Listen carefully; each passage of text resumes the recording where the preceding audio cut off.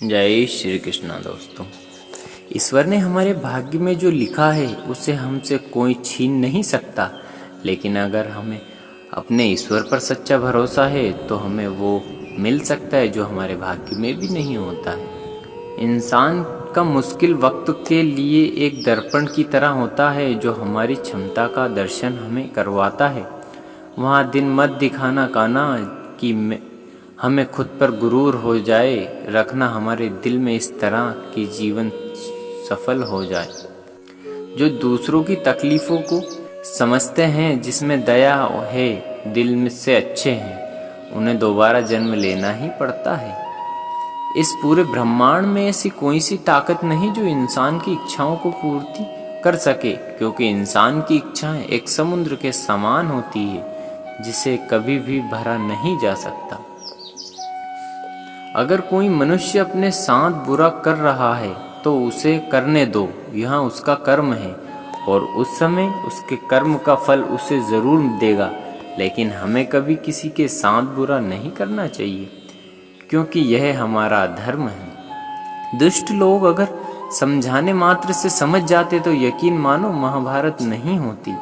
श्री कृष्ण कभी भी हमारा हल नहीं पूछते, पर वो हमारी सब खबर रखते हैं। श्री कृष्ण अपने सच्चे भक्तों पर हर घड़ी नजर रखते हैं। जो हुआ वहाँ अच्छा हुआ, जो हो रहा है वहाँ अच्छा होगा, जो होगा वहाँ भी अच्छा होगा। तुम भूत या पश्चाताप ना करो, भविष्य की चिंता ना करो, वर्तमान में जियो।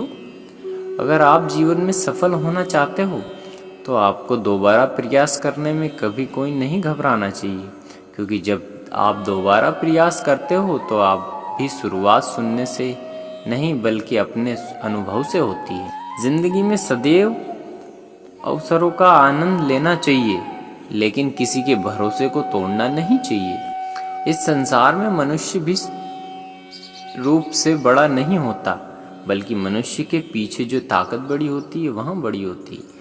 मनुष्य अपने सच्चे हृदय से जो दान दे सकता है वहाँ अपने हाथों से नहीं दे सकता, और जो मौन रहकर वहाँ कह सकता है वहाँ अपने शब्दों से नहीं कह सकता। अंतकाल में जो मनुष्य मेरा स्मरण करता है, देह त्याग करता है, वहाँ मेरी शरण में जाता है। इसीलिए मनुष्य को चाहिए कि अंतकाल में मेरा चिंतन करे। जिस दृष्टि के पास संतुष्टि नहीं है उसे किसी भी मिल जाए वहाँ संतुष्टि नहीं रहेगी। श्री कृष्ण जी कहते हैं, जिस व्यक्ति को आपकी कद्र नहीं उसके साथ खड़े रहने से अच्छा है आप अकेले रहें। यदि आप किसी के साथ मित्रता नहीं कर सकते तो उसके साथ शत्रुता भी ना करें। जब आपके जीवन में चारों ओर हताश और निराश हो, तब दुखों ने आपको हर जगह से घेर रखा हो, तब आप सच्चे मन से श्री कृष्ण के नाम का दीपक जलाएं और अपना सब हाल श्री कृष्ण को सुना दें। श्री कृष्ण स्वयं आपके सब दुख हरने आएंगे। तुम उनके लिए शोक करते हो जो तुम शोक करने लायक योग्य नहीं। मनुष्य जीवन में केवल उसके कर्म पर चलता है, जैसा कर्म होता है वैसा ही जीवन होता है। क्रोध की आस्था में भ्रम जन्म लेता है और भ्रम को बुद्धि नष्ट कर देती है। बुद्धि के नष्ट होने से व्यक्ति का पतन हो जाता है। प्यार और तकदीर कभी साथ नहीं चलते, क्योंकि जो तकदीर में होता है उससे कभी प्यार नहीं होता है, और जिससे प्यार होता है वह तकदीर में नहीं होता। खाली हाथ आए हैं, खाली हाथ वापस चले जाएंगे। आज तुम्हारे हैं, कल किसी और का था, परसों किसी और का होगा। तुम जिसे अपना समझकर मगन हो रहे हो, बस यही प्रसन्नता तुम्हारे दुखों का कारण है। यहाँ कीमती चीज को उठाने के लिए झुकना ही पड़ता है। माँ और पिता का आशीर्वाद भी इनमें से ही एक है। वहाँ जो इच्छाएं त्याग देता है और मेरे की लालच में तथा भावनाओं से मुक्त हो जाता है, उसे शांति प्राप्त होती है। अगर व्यक्ति शिक्षा से पहले, संस्कार से पहले व्यवहार और भगवान से पहले माता पिता को पहचान ले तो जिंदगी में कभी कठिनाइयां नहीं आएगी। फल की अभिलाषा छोड़कर कर्म करने वाले पुरुष ही अपने जीवन को सफल बनाता है। स्वार्थ में रिश्ते बनाने की कितनी भी कोशिश करें वो कभी नहीं बनते, और प्रेम से बने रिश्ते को कितना भी तोड़ने की कोशिश करें वो कभी नहीं टूटते। जीवन में समस्या चाहे जैसी भी हो, परिवार के साथ रहो, सुख हो तो बढ़ा जाता है और दुख हो तो बढ़ जाता है। जब आप प्रभु के साथ जुड़ोगे तो आपको परीक्षा आरंभ हो जाएगी। कुछ लोग इसे दुख समझते हैं, कुछ लोग प्रभु की कृपा। बुरे कर्म करने नहीं पड़ते, हो जाते हैं, और अच्छे कर्म करने पड़ते हैं, होते नहीं। अहंकार मत किसी को कुछ भी कहकर, क्या पता तू दे रहा है यहाँ जन्म पुनर्जन्म कर्ज चुकाना पड़े। जो भी दिया हुआ लौट कर जरूर आता है। प्रेम और आस्था दोनों किसी का जोर नहीं, ये मन जहाँ लग जाए ईश्वर नजर आता है। जीवन में आधे दुख का कारण जन्म लेता है हमारी आशाएं बड़ी होती है। इन आशाओं को त्याग करके देखो, जीवन में सुख ही सुख है। राधा कृष्ण का मिलन तो बस एक बहाना था, दुनिया को प्यार का सही मतलब सिखाना था। राधे ने कृष्ण से पूछा, प्यार असली मतलब क्या है? श्री कृष्ण ने हंसकर जवाब दिया, जहाँ मतलब होता है वहाँ प्यार ही नहीं। जीवन ना तो भविष्य में है और ना ही अतीत में, जीवन तो बस इस पल में, केवल इस पल में। प्रेम एक ऐसा अनुभव है जो मनुष्य को कभी परास्त नहीं होने देता, और घृणा एक ऐसा अनुभव है जो मनुष्य को कभी जीतने नहीं देता। लोग कहते हैं अपने के आगे झुकना चाहिए, किंतु सच बात तो यह है अपने होते हैं वहाँ कभी झुकने नहीं देते। इस संसार में मूर्ख व्यक्ति, अधर्मी, अज्ञानी व नास्तिक प्रकृति का व्यक्ति मेरी शरण स्वीकार नहीं कर सकता।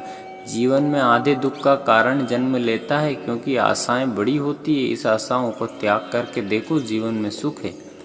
जो दूसरों की तकलीफ को समझते हैं, जिनमें दया दिल से अच्छे हैं, उन्हें दोबारा जन्म लेना पड़ता है। यदि कोई व्यक्ति प्रेम से, भक्ति से पुष्प फल जल भी मुझे यहाँ चढ़ा दे तो उसी भाव से उसे स्वीकार करता हूँ, वहाँ मेरा प्रिय भक्त होता है। मन की गतिविधियों, होशो हवास और भावनाओं के माध्यम से भगवान की भक्ति सदा तुम्हारे साथ है और लगातार तुम्हें बस एक साधन की तरह प्रयोग कर सके सभी कार्य कर रही है। आत्मा ना तो जन्म लेती है, ना ही मरती है, और ना ही इसे कभी जलाया जा सकता है, ना ही पानी से गीला किया जा सकता। आत्मा अमर है, अविनाशी है। अंत्यकाल में जो मनुष्य मेरा स्मरण करते हुए देह त्याग देता है, वहाँ मेरी शरण में आ जाता है।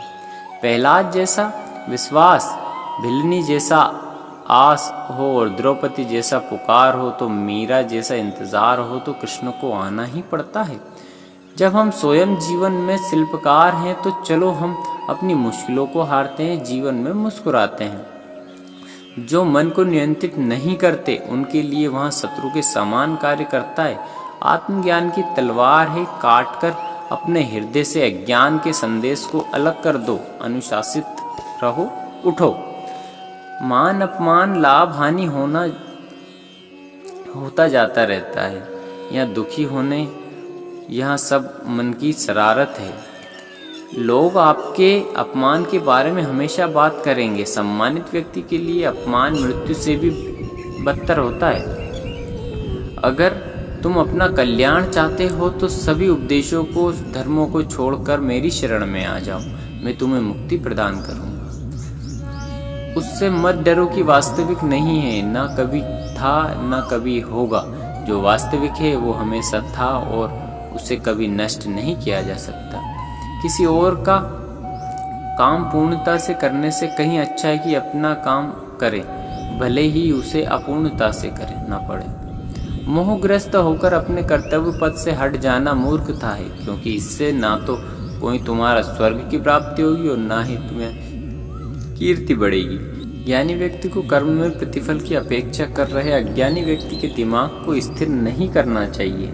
एक बार माफ करके अच्छे बन जाओ, पर दोबारा इंसान पर भरोसा करके बेवकूफ मत बनो।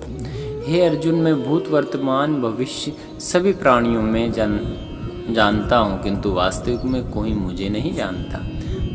बहुत विनम्रता चाहते रिश्तों को निभाने के लिए छल कपट में तो सिर्फ महाभारत रची जाती है।